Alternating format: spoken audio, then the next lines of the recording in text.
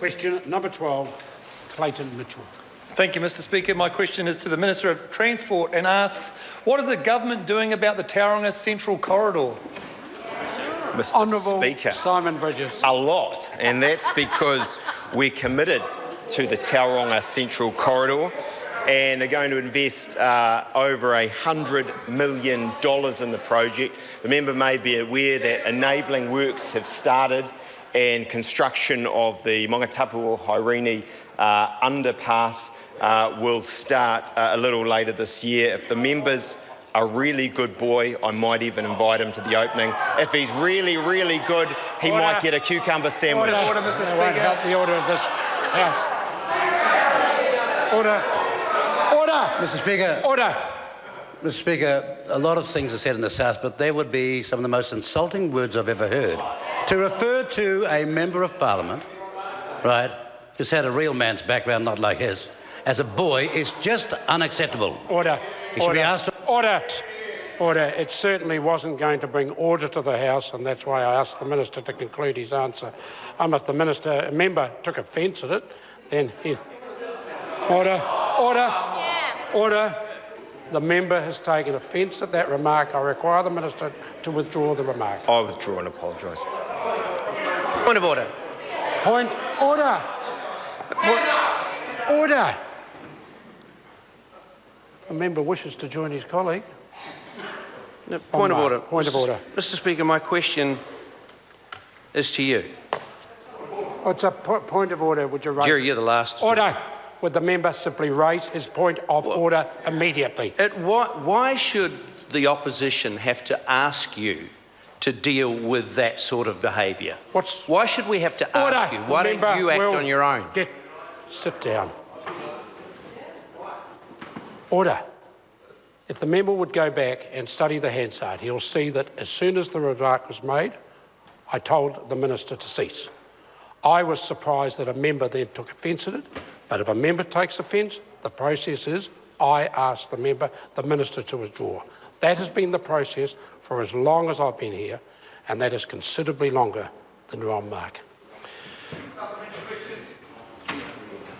Is this a fresh point of order? It is a fresh point of order. Fresh point of order, the Honourable Jerry Mr Speaker, from time to time things are said in the House that may be offensive to members. There are other times when things are said in the House that are so offensive to members there is a consideration as to whether or not that matter should be raised at all. I'd suggest, Mr Speaker, that when you get back to your office you have a look at the Twitter feeds so that we can see that some of the hypocrisy that's being offered by the opposition New Zealand First Party today is a complete disgrace. Order. True.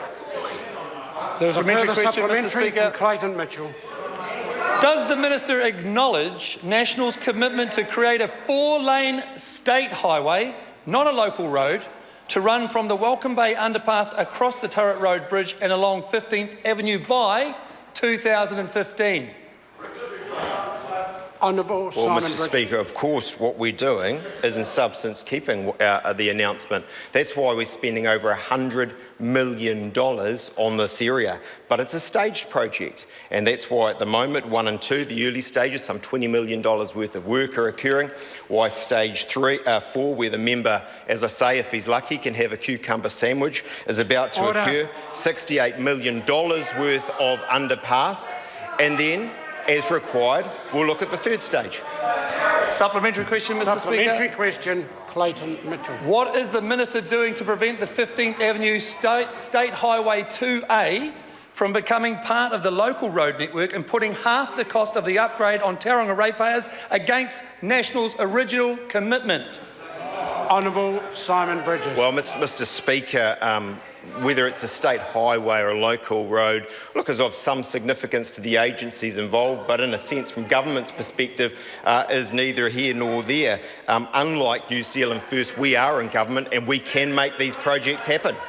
What about supplementary question, Mr Speaker?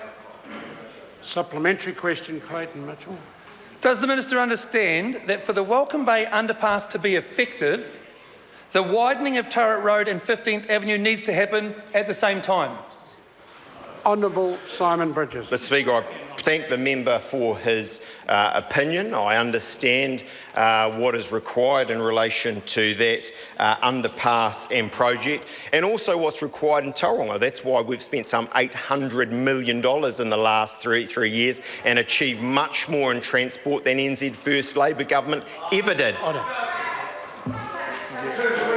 That concludes questions for oral answer. Order. Point of order. Order. I have a point of order from the Honourable Jerry Brownlee. Very interesting question time, and I'm sure that there'll be some commentary that runs on from it. So I'm wondering, sir, if you might consider whether Speaker's ruling 1676 still applies, and suggest, sir, that that may be something that our opponents in the opposition want to have a look at, a ruling delivered by Margaret Wilson in 2007. I'll certainly have a look at that. Point of order, Ron Mark. Yeah, Mr Speaker, I'd like to take the opportunity to withdraw and apologise to the House for making a comment that some people might have been offended, well, that would have brought the House into disrepute. Thank you. Point of... Speaking to the Honourable Jerry Brownlee's point. Okay, so this is speaking to Mr Brownlee's point? Yes, the ruling to which he refers, it says a member cannot require a specific or particular answer to a question. A minister is just required to address the question. This is the very point we were making, sir. We want an answer that addresses the question. Order. The member ought to become more familiar with both standing orders and Speaker's ruling. The opposition cannot demand an answer that they require.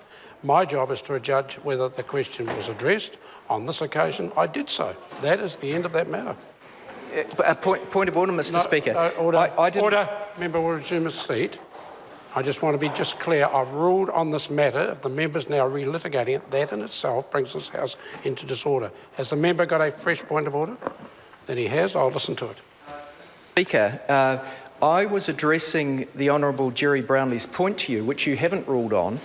I didn't disagree with Speaker's ruling. I merely read it out and said our point was we just wanted questions to be addressed. And that doesn't help the order of the House at all.